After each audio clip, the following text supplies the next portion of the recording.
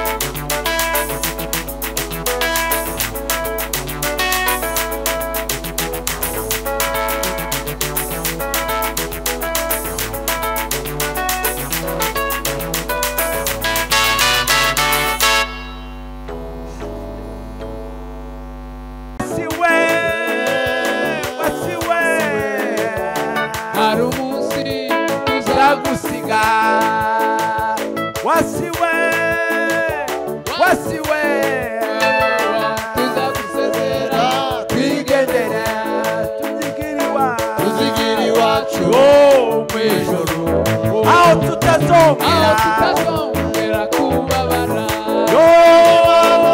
Imana guhoza amarira ayo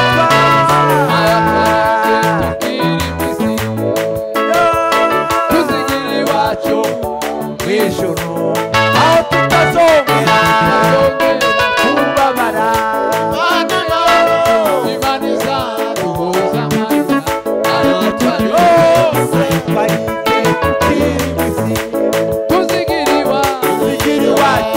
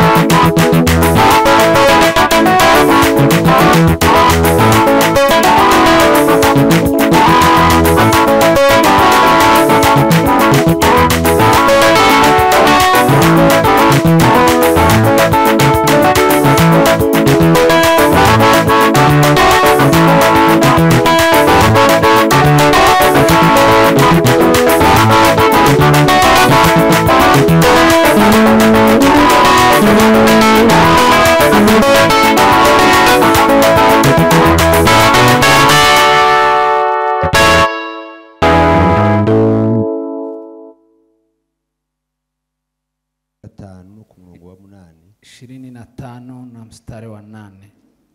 Ubuhanuzi bwa Yesaya 25 murongo wa 8. 25 na mstari wa 8.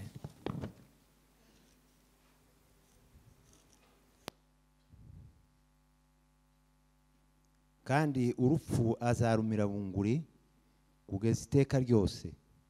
Uwiteka Imana izahanagura amarira ku maso yose n'igitutsi batuka ubwoko bwayo azagikura ku isi hose. Uwiteka niwe ubivuze. Amen.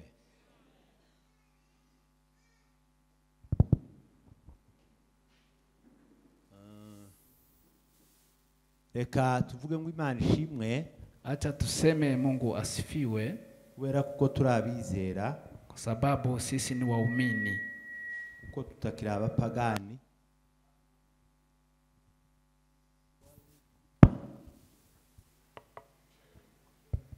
Sisi si wala turaba Kristo. Sisi ni wa Kristo. Iyo mpamvu dukwiriye kuvuga ngo Imana ishimwe. Ndio maana inastahili kandi twese tukavyakira mu mutima. Duhimbaje Imana Data wa twese uri mu ijuru duhaye umwanya mwiza. Yes. Kuba duhagaze hano muri uyu mwanya, kuwa tumesimama kwa muda huu. Umwanya ugoye, ni muda mgumu, ariko ubundi ni umwanya mwiza. Pia ni muda mwema. Buryo bw'abakristo ni mwiza, kwa nafasi ya wakristo ni muda mwema. Buryo bw'abapagani na muda wa wasioamini, nico gihe bazaberekana kubabara cyane, ndio wanazihirisha uchungu wa moyo, kandi bakerekana agahinda cyane, na wanaonyesha masikitiko sana. Ariko kubera ko twebwe twakijijwe, kwa sababu sisi tumeokoka, iyo mpamvu bona n'abantu kuri uyu mwanya ukabona barishimye bakabyina. Ndio maana unaona kwa muda huu watu wanafurahi, wanachezea Mungu cyane. Umuntu wo kwisi cyangwa umuntu wambaye umubiri, sana sana mtu ambaye amevaa mwili, ashobora kwibaza akavuga ngo ese ko baranezerwa kubera iki? Anaweza swali kwa nini watu wanafurahi. Ariko ni ngombwa, lakini ni muhimu, kuko twese, sisi sote, iyo bagiye, wale ambao wameenda, twese niyo tuzaje, nasi basi ni huko iyo huko tutaenda. Tukwiriye kunezerwa, ndio maana tunastahili kufurahi kandi tukishima, na tunafurahi. Reka tuganire amagambo y'Imana. Acha tuongee maneno ya Mungu. Banje guheza mpora abantu bose. Tunapea pole hawa watu wote, bw'Abanyamurenge, taifa letu la Wanyamurenge, miryango, familia, mwese ngo mukomere, muimarike. Bwana sifiwe. Amen. Bwana sifiwe. Ya abantu bagize icuya bazashaka gutakaza kimwe, watu wakiwa na joto kuna kitu ambacho wanapoteza. Umuntu akaguma kihanagura kandi atari ngombwa. Mtu anaendelea kujipanguza na sio lazima. Basi sisi sote tuvumilie, ni joto. Tegera ijambo timurebe icuya. Sikiza neno. Niko bimeze. Ndivyo ilivyo. Bwana sifiwe. Amen. Biblia isivuga byinshi. Biblia inaongea kuhusu maneno mengi. Kandi Biblia ni Imana. Na Biblia ni Mungu. Kandi ijambo ry'Imana, na neno la Mungu, ni umuti, ni dawa, ushobora komora, unaponya. Ni umuti, ni dawa, ushobora kuvura, unaweza ponya. Ahari umubabara ukongera kandi kuba munezero. Mahali kulikuwa kuchungu kuna kuwa furaha. Niyo dukoresha ibyanditswe. Ndio maana tunatumia maandishi. Igihe twageze mu mwanya nk'uyu. Wakati tumefika kwa muda kama huu. Kugira ngo twese, ili tufarijiane sisi sote, abantu bafite igikomere cy'agahinda, wale wanao kidonda ya uchungu wa moyo, Imana lishobora kubomora, ili neno liwaponye. Bikavuga ngo, nasema Biblia izivuga ngo se cyangwa twebwe turibaza. Biblia inasema ama sisi tunajiswali, tukibaza ngo se kubera iki dupfa. Tunajiswali kwa nini tunakufa? Kubera iki dupfa?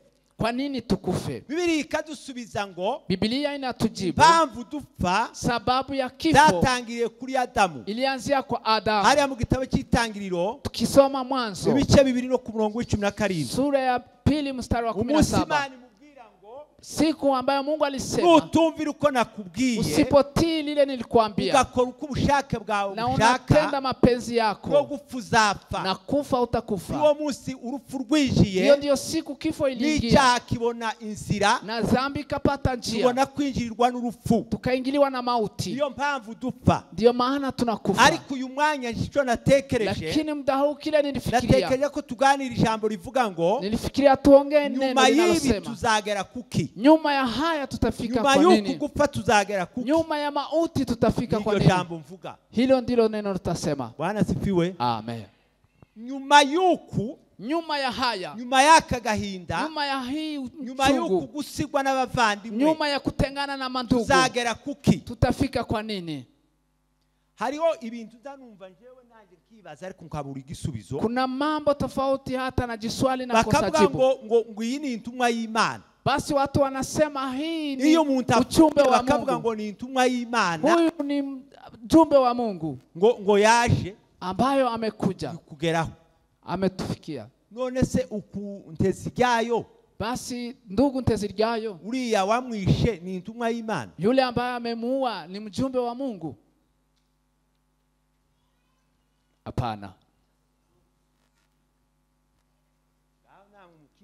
Basi na nyinyi mjiulize. Ariko ugasanga abantu Lakini unapata watu bagahita bavuga ngo nuko nyine ngo ryo gari ryiwe, basi watu wanasema hiyo ngo ndio kandi ngo yari njia, intumwa y'Imana. na ilikuwa ujumbe wa Mungu. Uriya Katanyama wamwishe Yule mtu ambaye ntabwo amemuua ari intumwa y'Imana, si mjumbe wa Mungu, ahubwo ni intumwa ya Shetani. basi ni mjumbe wa Shetani. Siko oye nubwo mutavyemera ariko muravyumva. Hata msikubali, lakini None se uriya ni Imana yari imutumye ngo agendeje kwica Ntezi ryayo, huyo ndiye Mungu alimtuma aenda uwe Ntezi kugira ngo ryayo, nonoge ibintumwa y'Imana ngo ili Imana awe ya mjumbe wa Mungu. N'umuntu watumwe na Shetani, Ni mtu ambaye ametumwa na umuntu Shetani, utizeye, mtu ambaye si umuntu mwamini, w'umugome, mtu mbaya, kumuramutsa yaramutse uwundi muntu yamara akakwica. kumsalimia na Iyo ni anakuwa. intumwa ya Shetani, ntabwo ari intumwa y'Imana. Hiyo ni ujumbe wa Shetani. Noneho tuganire twebwe abakijijwe, Basi tuongee sisi waliokoka, tureke kuja kuri bariya bintumwa ya Shetani, basi tusiongelee hawa ahubwo Shetani, tuganire tuongee ijambo rivuga ngo neno linasema nyuma y'ibi nyuma ya haya niki tuzageraho, ni nini nyuma tutafikia, yo gupfa nyuma ya niki mauti tuzageraho, nini tutafikia, nyuma y'aba bavandimwe badusize nyuma ya hawa ambao natwe wametuacha tuzabakurikira, na sisi ambao nyuma yabo tutawafuata, tuzagera kuki? nyuma tutafikia nini? Bwana sifiwe. Amen. Bwana sifiwe. Amen. Kutikiriza siko kwerekana kubabara, Sipotii si ishara ya kuwa wewe kandi umesikitika, kutishima siko kwerekana agahinda cyane, na kutokufurahi si kuonyesha wewe umwereka umesikitika, abasegege ko twaje kukiriyo, twaje ambayo kubabara. uzirishe machungu. Mwishima kukiriyo, Muwe mnafurahi katika niyo matanga, nsinzi y'abakristo. ndiyo ushindi wa amini. Bwana sifiwe. Amen. Nuko nguko abakristo bazabamenya. Ni hivyo Wakristo Na huwa, ko kwitegereza nk'abamwe na tukichunguza wamoja n'abaje kukiriyo, nkabaje kukiriyo, ni watu ambao wamekuja kwa matanga, baje nyine kugandara, ni wamekuja tu kwa matanga, ariko abandi lakini wengi kubera ko bazi kwa sababu nyuma wamejua y'ibi nyuma ya haya uko tuzagera ku byiza, tutafikia icyo mema. gituma uzibona bazabanezerwa, Ndio maana unaona ukabona furaha, baratambye, wanamchezea ukabona Mungu, basubijemwo, wanaendelea nuko bazi kurudisha ngo mara nyuma tena. y'ibi Ni sababu hari wanatoa nyuma ya ibindi haya byiza kuruta kuna mema kuliko haya, kupfusha no kufa gusigwa. na kutengana. Inyuma yabyo Nyuma ya haya hariho byiza kuruta kuna ibiturimo. mema zidi ya haya ambayo Kugira ngo tunaishi, twihute, ili tuende mbio.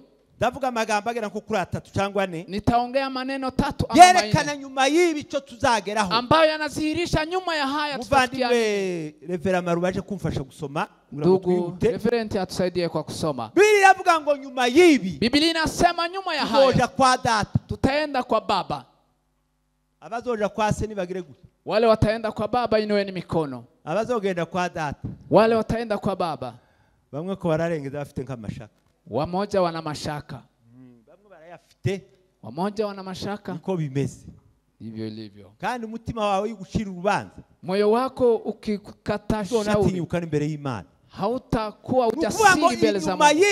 Nyuma ya haya ibyiza tuzogeraho, mema ambayo tutafikia, nuko tuzoja kuri data, sababu tutaenda kwa Baba, tukabana na data, tunaishi na yeye, uburyo tutazongera kandi kubabara, kwa vile hatutakumbwa tena na mauti, kandi kugira ikiriyo, hatutakumbwa tena na mauti, twasize n'abasore badusize, ama tulie kwa sababu tumetengana na vijana. Kwa data, tukifika kwa Baba, tubane na witeka ryose. Ni wakati wa milele. Yohana 14 ku murongo wa 2. Yohana 14 mstari wa 12.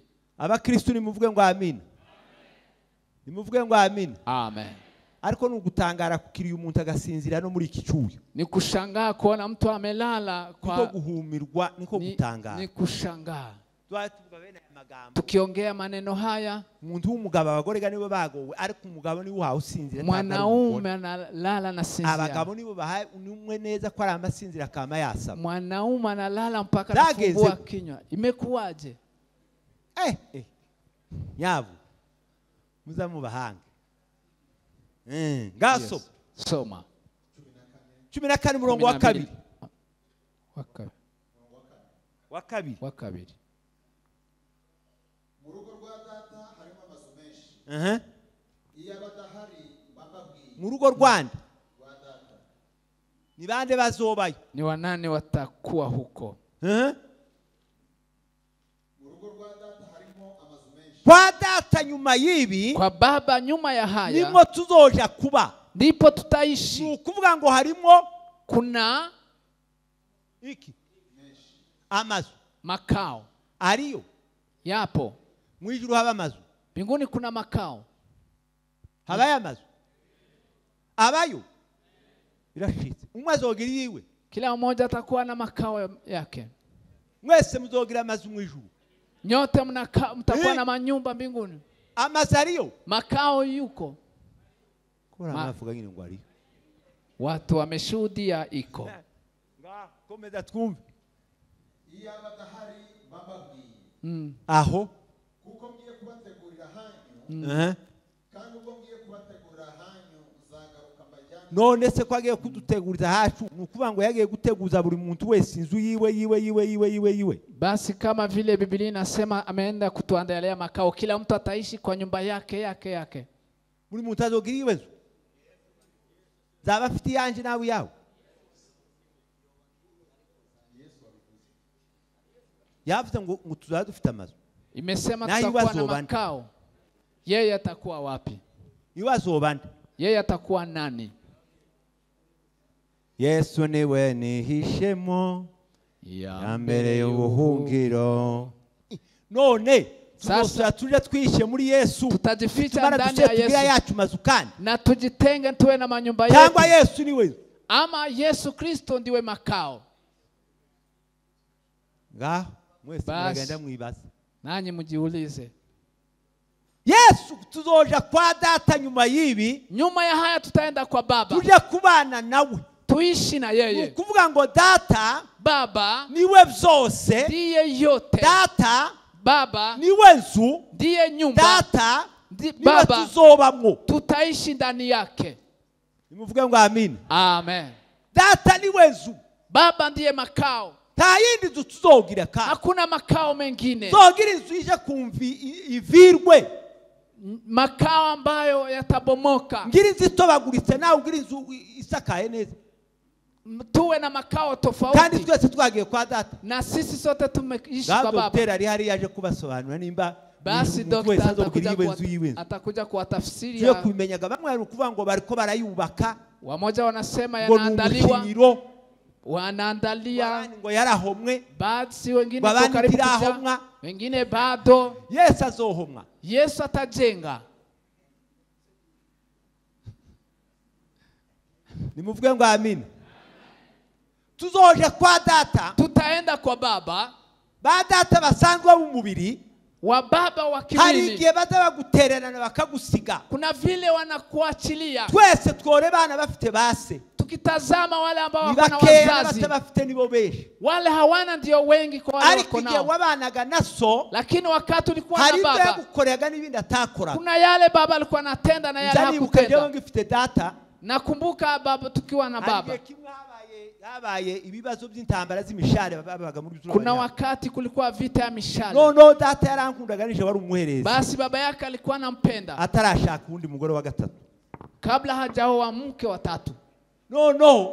Basi ngo arangize arambwira ngo njewe sinja ku rugamba kimwe n'abandi. Akamwambia, akamshauri usiende vitani. Ndamwumvira ndavuga ati nta kibazo. Akasema basi sitaenda. Wabone ndinjiye mu nzu. Alipoona ameingia kwa nyumba. Abwira umugore wanje atuzani gufuri. Akamwambia mkewe leta kufuri. Ufungie nyuma. Nyuma rujani funguzo. Na uende na funguo. No njewe sinamenya makuru. Basi yeye hakujua habari hizo. Kwitegura nyine uburyo naje ngende. Alikuwa anajiandaa vile atatoroka. Ngaruke muri kubite ku muryango. Alipofika kwa mlango. Tanga umuryango urakinze. Basi akapata mlango imefungwa. Nakukubira biranga. Basi akajaribu kufungua ikashindikana. Akajaribu kufungua ikashindikana. Akamuita. Nawe yamubwiye ngo wowe amufaha. Basi akamwambia na uende. Naguhamagara nturuhe witaba. Akikuita usiitike. Ndavuga ati sikundagira gute.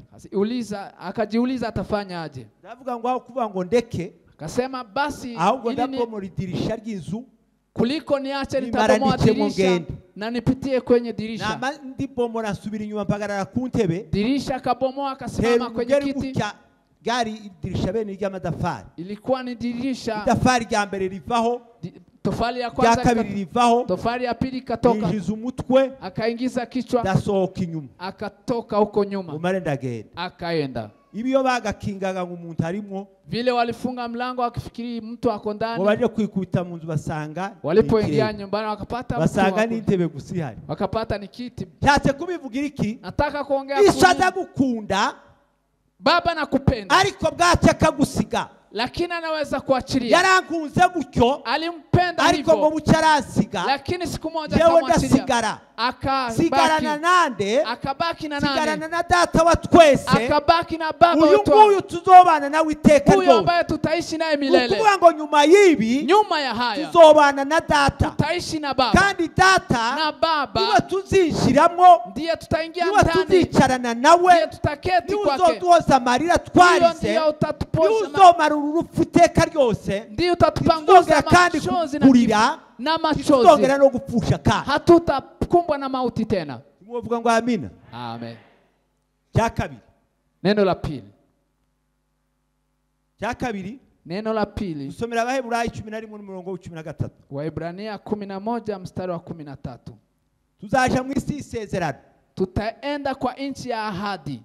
Nituva muri ibi ngibi. Tukitoka katika haya. Turi hafi kuja mu isi y'isezerano. Tutaenda kwa nchi ya ahadi. Twasezeranijwe. Nchi ambayo tuliahidiwa. Ambayo tutarithi.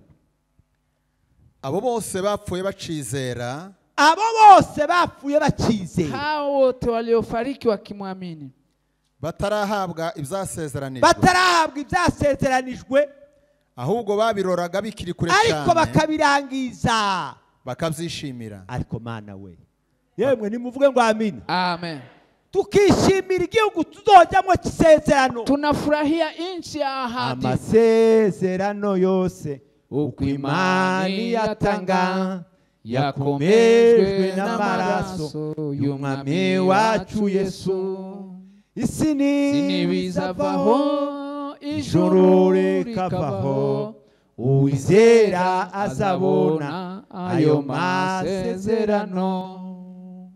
Komeza hepfo. Bakavuga ko ari abashitsi n'abimukira mu isi. Bakava ngo turi abashitsi. Wanasema ni abimukira muri iyi si. Ni wapitaji katika. Abavuga batyo. Abaza bavuga gutyo twese ko turi abashitsi n'abimukira. Baba berekana yuko bashaka gakondo. Yesu wo mu ijuru we.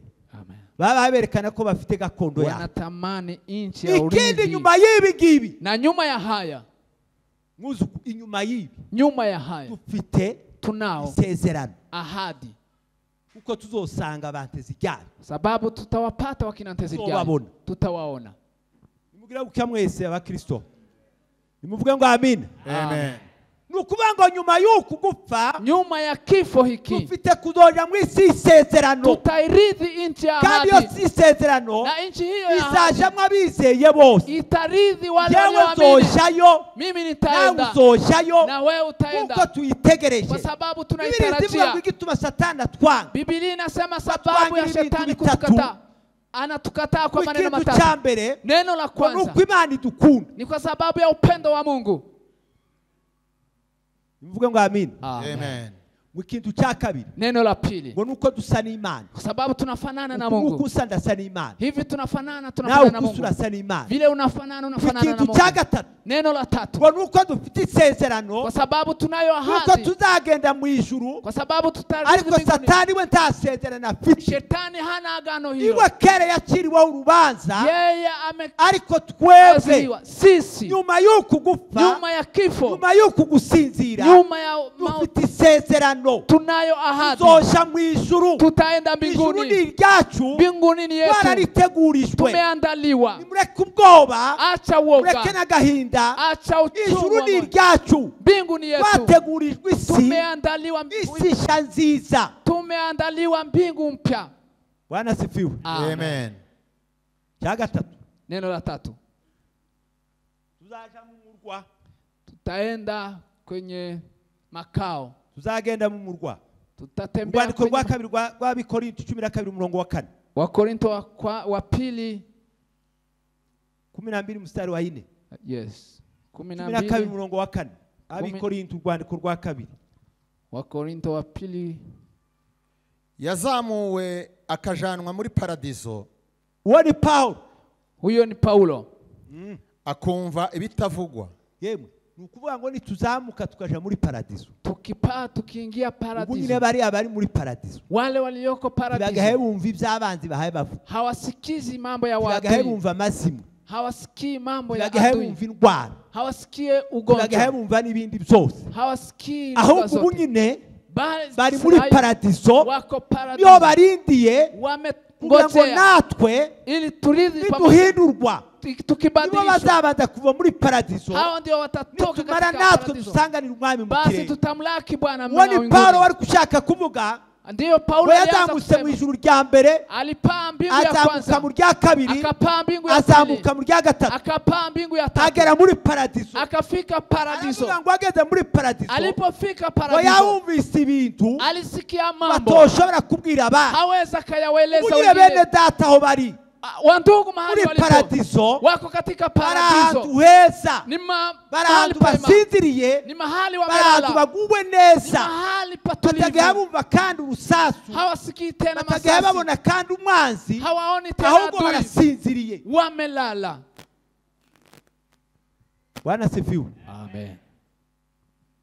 Muri paradizo.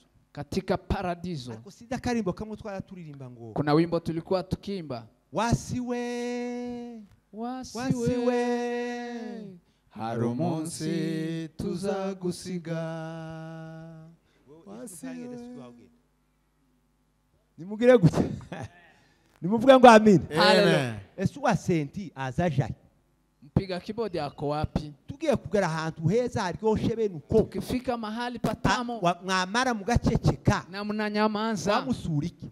Inamaanisha nini?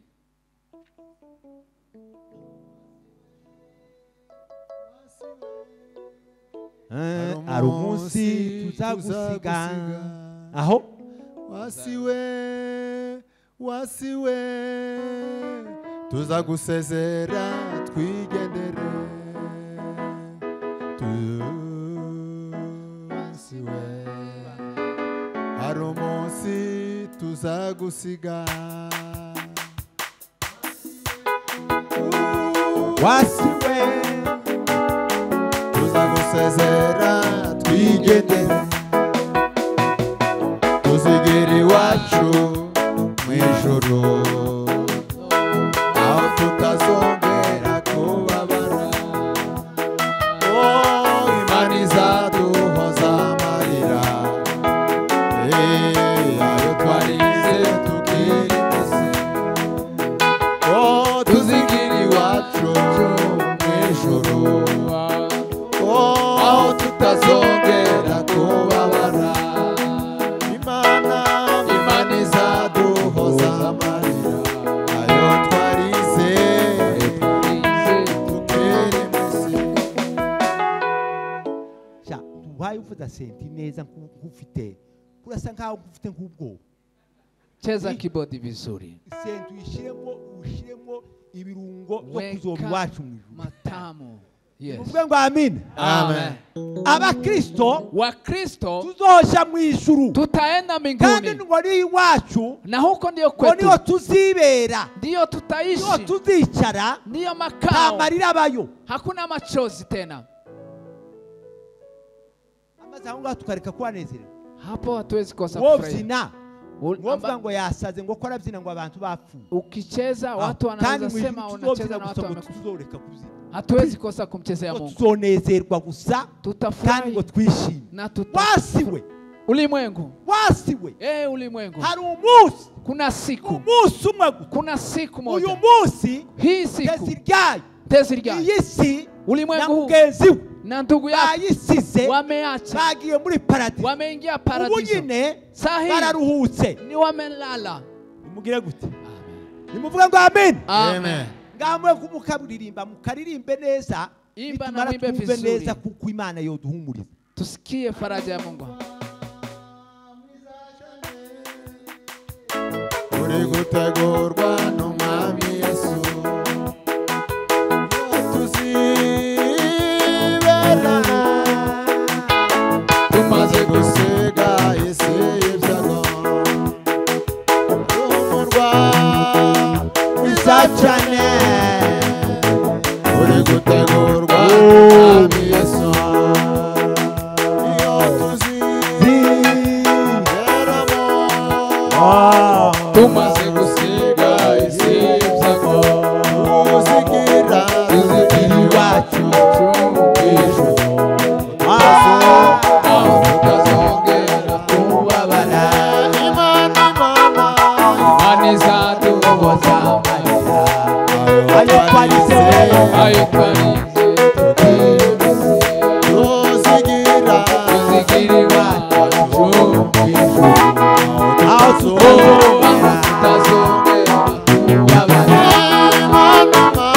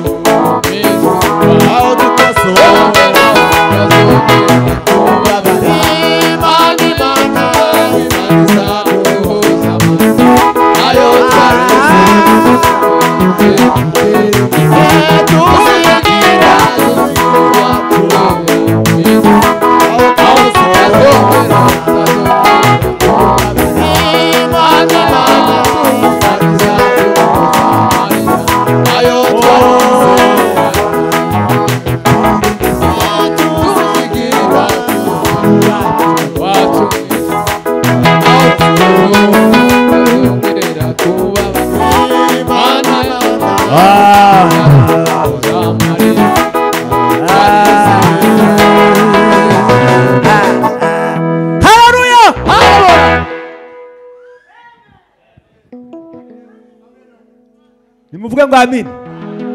Nta kindi kintu cyiza. Hakuna kitu kingine kuva mu isi. Kuondolewa ulimwengu. Ni ukuri kw'Imana. Isi nubwo iryoshe. Hata kama ulimwengu ni tamu. Ariko kuja kwa data. Lakini kwenda kwa Baba. Hiya mambo. Nimuvuge ngo amen. Haleluya. Kuja kwaso. Kwenda kwa Baba. Yohana yarabibonye. Yohana alifunuliwa. Umunsi umwe abona abantu bavuye mu isi. Akaona watu wakitoka. Barabarangiza mu gitabo cy'ibyahishuriwe Yohana. Akawatazama. Ngo birangije gute? Alipowatazama. Baravuga ngo se bariya ni bande? Akauliza hawa ni wa nani? Ngo bababwira ngo akasikia bariya ngo nabavuye mu isi. Hao ni wale waliotoka katika ulimwengu. Isi y'imibabaro. Ulimwengu wa isi yo kurira. Ulimwengu wa machozi. Isi yo kuboroga. Ulimwengu wa kiombolezo. Ulimwengu wa machungu. Tena. Muvuga ngo amen. Amen. Kandi ngo bari na hao ngo bamesha ibishura byabo wamefua mavazi yao y'umwana w'intama katika damu ya mwana kondoo. kwibana wishu. Hallelujah. Bali meshengushwe. Wamefua mavazi yao. Guhumirwa. Ibihumbi n'ibihumbagiza. Ikindi ngo tuzobona nyuma y'ibi. Yale ambayo tuzobona abajya bose batubanje. Tutaona wale waliotutangulia.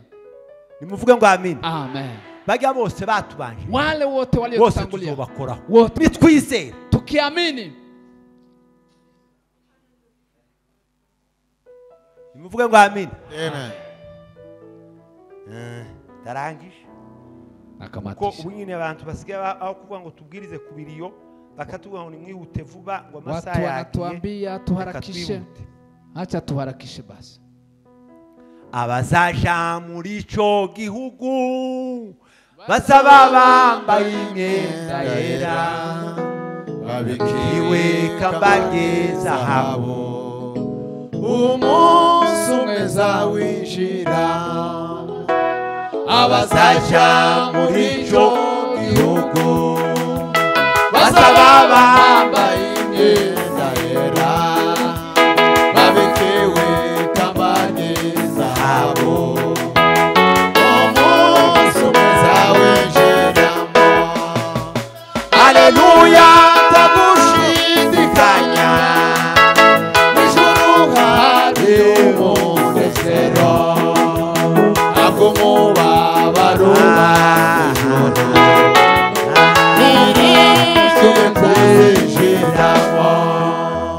ariko abantu bazoja mu ijuru bazoba banezerewe bose. Watu ambao wataingia mbinguni watakuwa na furaha. Nta muntu uzoja mu ijuru arakaye. Hakuna yule ataenda mbinguni na kisirani. Hakuna. Yeo ko turava ngo abazaja muri ico gihugu. Tunasema wale wataenda mbinguni wakisomeshe gusuka. Na mtu anasoma tu. Anasoma.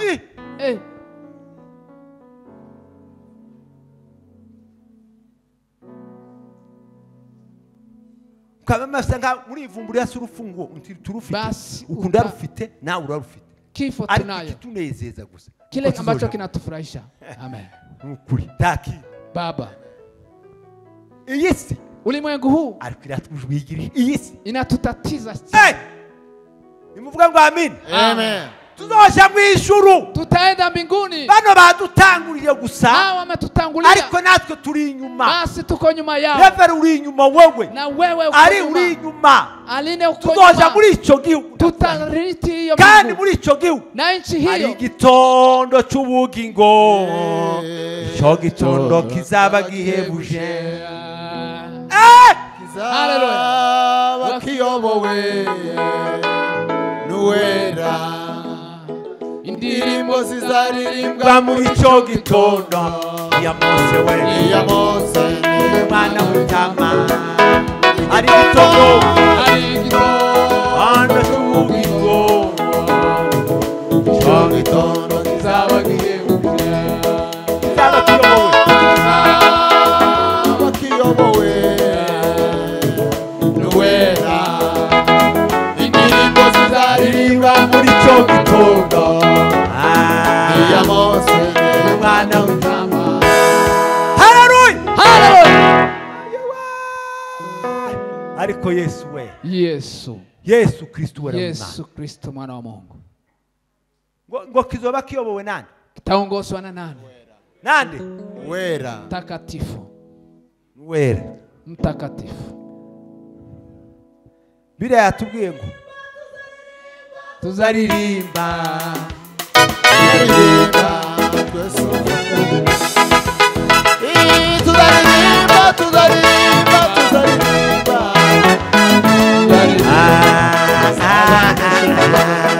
Murengeza amaboko. Nimuvuga ngo amina. Amen. Uyu musore ntezi ryayo. Kijana huyu ntezi ryayo. Twebwe twarakoranye iri ya ruguru muri district ya Bijombo. Wamefanya kazi pamoja kwa district ya Bijombo. Ariko natekere ndavuga ngo iyo baje kuduteguza mbere y'igihe. Nilifikiria wangetuandaa mapema. Jewe na Muyamahoro n'abandi. Na wengine ngo turepete indirimbo zikora. Tungefanya practice ya nyimbo za kwaya. Tezi ryayo yari umuririmbyi bene uguteko. Tezi ryayo alikuwa mwimbaji maarufu. Twatuja kumugeti tugachiwabo. Tulikuwa tunapitia kwao. Tukaja kuririmba kumugeti nka Pentecoste zaheze n'ibindi. Tukienda Pentecoste na zingine. Aruhanga uzi kuririmbisha bari. Alikuwa mwimbaji. none iwe kera sasa yeye yageze muri paradiso ameingia paradiso niho yicaye ameketi ibyo yakoze kwa yale ubu nyine aliyotenda kera ari tayari sasa yuko tayari kugororerwa kuzawadiwa turanga sha turanga turanga igisirimba